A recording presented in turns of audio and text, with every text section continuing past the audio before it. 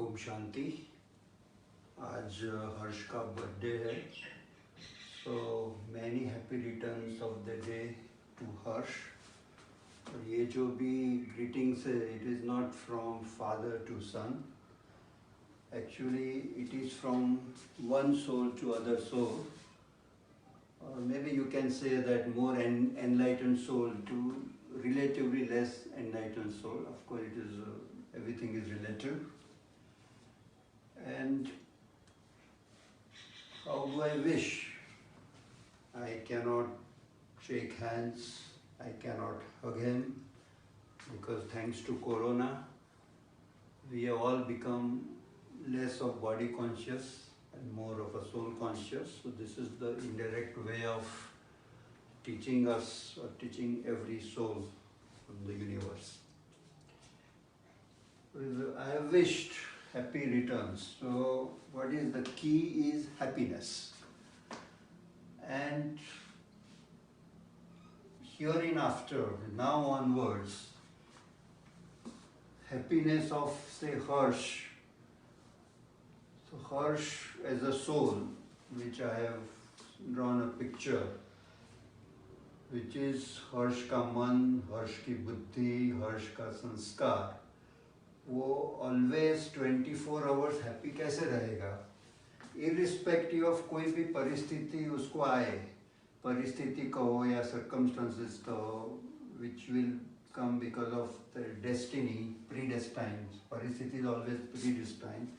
So वो परिस्थिति में हर्ष को अगर हैप्पी रहना है, तो एक तो उससे बाकी सब सोल को सुखी करना चाहिए ऑलवेज, और कोई भी परिस्थिति में उसको खुद के सोल को दुखी नहीं करना चाहिए. That is the key. Means the key is that you should always emit divine thoughts. वो कब पॉसिबल है? वो तभी पॉसिबल है कि जब हर्ष स्ट्रेस फ्री रहेगा. So it is very important कि हर्ष ने now onwards he should always remain stress free, तो ही वो डिवाइन थॉट्स जनरेट कर सकेगा और तो ही वो हैप्पी रह सकेगा. तो ये तो व्हाट, यानी ये तो हैप्पी का, हैप्पी यानी क्या वो मैंने समझाया, मगर कैसे और क्यों, यानी ये why this is required. So हमने अप्लाइड मैकेनिक्स में एक फॉर्मूला पढ़ा था कि stress is equal to pressure divided by resilience. Mean this was stress of any material, उसके ऊपर कितना भी प्रेशर आता है, numerator, denominator is a resilience. उसको अपन करें तो स्ट्रेस को अपना स्पिरिचुअल लैंग्वेज में या कोलिक्वल लैंग्वेज में अपन बोलते हैं टेंशन. तो tension is equal to what? परिस्थिति या destiny divided by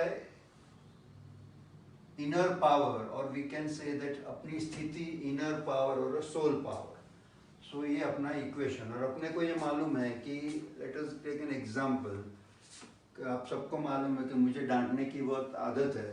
तो अगर हमारे ऑर्गेनाइजेशन में 3 सोल्स है, S1, S2, S3, और मैंने कुछ तो उन्होंने गड़बड़ किया, इसलिए मैंने उनको डांट दिया. सो उनके लिए ये परिस्थिति हुई है. मेरा डांट इज अ परिस्थिति. तो उसमें से कोई सोल 1 घंटे में रिकवर होगा, कोई सोल को 1 दिन लगेगा रिकवर होने को, कोई सोल को 1 वीक लगेगा. तो दैट, सो उनका जो रिकवरी है that will depend on their resilience, उनकी स्थिति और उनकी सोल पावर. और ये वेरी क्लियर है कि अभी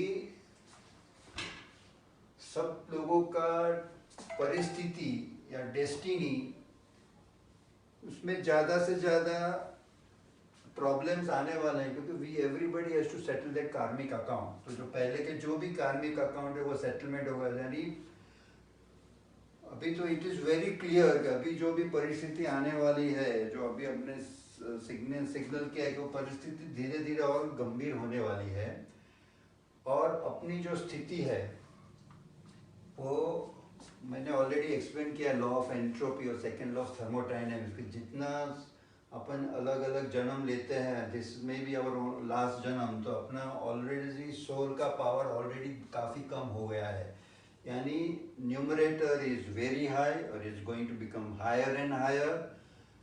डिनोमिनेटर बिकॉज अपना सोल का power because of the law of entropy और second law of thermodynamics already बहुत ही कम है और धीरे धीरे बाकी एनवायरमेंट, प्राकृतिक एनवायरमेंट तमो प्रधान से और भी कम होने वाला है.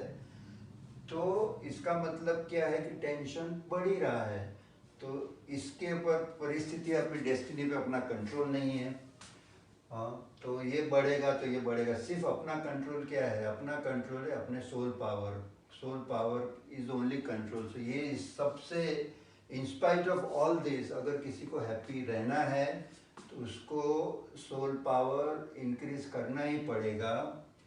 तो वो सोल पावर कैसे? तो वो इट इज़ वेरी क्लियर कि सोल पावर इंक्रीज करने बिना हैप्पीनेस नहीं रहेगा, क्योंकि ये अपने को क्लियर है कि अभी जो हैप्पीनेस है वो अपने ये प्रेजेंट एनवायरनमेंट अपने को समझता है कि वो हैप्पीनेस पैसे से अपन खरीद नहीं सकते हैं.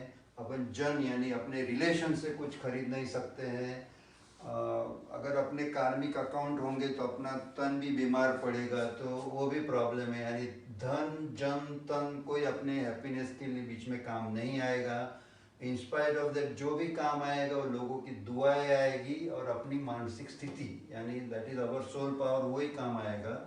तो अभी तो ये हैप्पीनेस को बढ़ाना है तो only solution is that soul power बढ़ाओ. और सोल पावर बढ़ाना है तो उसके लिए राजयोग करना पड़ेगा. व्हाट इज अ राजयोग? आपको ऑलरेडी मालूम है कि हर्ष का सोल है तो उसको परमात्मा से हर्ष ने वो पावर लेना पड़ेगा. वो हर्ष ने खुद नहीं करना पड़ेगा. Nobody else can do it for him. So उससे वो करेगा, उसका पावर बढ़ेगा तो ये वो हैप्पी रहेगा. अब ये सबसे रिजल्ट क्या आएगा?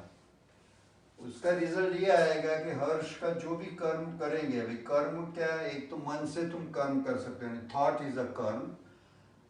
हर्ष की वाणी इज अ कर्म. और जो काम करेगा वो तो कर्म करेगा. तो कर्म तीन प्रकार के हो सकते हैं. एक तो सतो प्रधान कर्म हो सकता है, एक न्यूट्रल हो सकता है और एक तमो प्रधान कर्म है. सतो प्रधान कर्म यानी वो अगर राजयोग करेगा उसका सोल चार्ज करेगा round the clock. And you have to get connected with Paramatma round the clock, or you should get charged because environment is very bad. So तुमको चार्ज रहना ही पड़ेगा. तो वो एक करेगा तो उसका सोल चार्ज होगा. न्यूट्रल काम तो करना ही है क्योंकि अपन सन्यासी तो है नहीं, तो उसको नॉलेज गेन करना पड़ेगा. बिजनेस के लिए जो काम करना पड़ेगा न्यूट्रल है. वो न तो सतो प्रधान है न तमो प्रधान. बाकी जो भी सब काम वो करेगा, कर्म करेगा या शरीर से करे, इंद्रियों से करेगा, मन से करेगा या वाणी से करेगा, तो तमो प्रधान वो बाकी सब कर्म इज डिफाइंड एज तमो प्रधान कर्म. और वो कर्म इट इज वेरी क्लियर कि लॉ ऑफ डिमिनिशिंग यूटिलिटी, वो कुछ भी काम करेगा क्योंकि will try to extract happiness और आनंद, वो सब तमो प्रधान कर्म से अगर एक्सट्रैक्ट करेगा तो अल्टीमेटली उसको उसका पश्चाताप भी होगा because it is the law of diminishing utility. और उससे वो जो भी वो कर्म करेगा उससे उसका सोल डिस्चार्ज ही होने वाला है. सो अभी ये समझो कि इसमें से तुम सतो प्रधान काम करोगे तो सोल चार्ज होगा, तमो प्रधान काम करोगे तो सोल डिस्चार्ज होगा. अगर तुमको खुश रहना है तो तुमको सोल चार्ज रखना ही चाहिए.